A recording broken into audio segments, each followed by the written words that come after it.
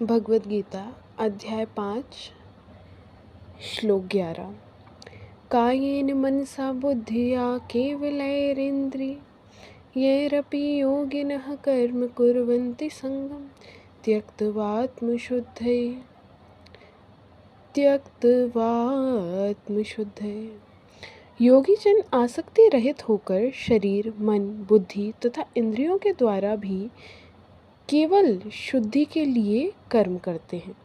जब कोई कृष्ण भावना अमृत में कृष्ण की इंद्रिय तृप्ति के लिए शरीर, मन, बुद्धि अथवा इंद्रियों द्वारा कर्म करता है तो वह भौतिक कल्मश से मुक्त हो जाता है।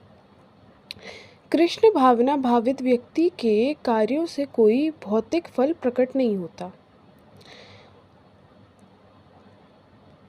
अतः सामान्य रूप से सदाचार कहे जाने वाले शुद्ध कर्म कृष्ण भावना अमृत में रहते हुए सरलता से संपन्न किए जा सकते हैं। श्रील रूप गोस्वामी ने भक्ति रसामृत सिंधु में इसका वर्णन इस प्रकार किया है। इहा यस्य हरेर्दास्य कर्मणा मनसा गिरा निखिला स्वपयवस्थासु जीवन मुक्त सौचित। अपने शरीर, मन, बुद्धि तथा वाणी से कृष्ण भावना अमृत में कर्म करता हुआ कृष्ण सेवा में व्यक्ति इस संसार में भी मुक्त रहता है,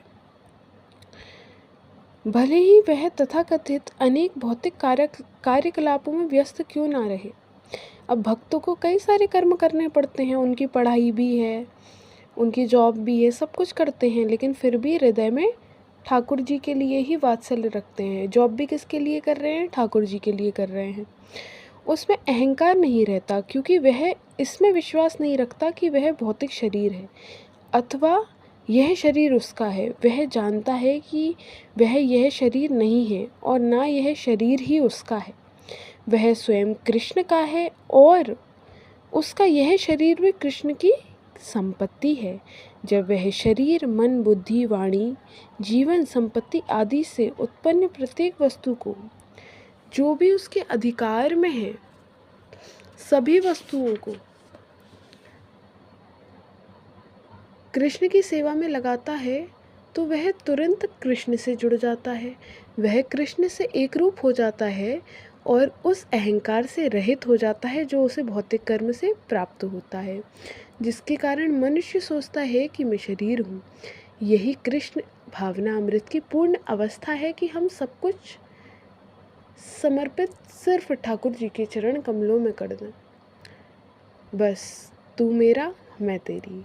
बोलो श्री राधा वल्लभ लाल की जय।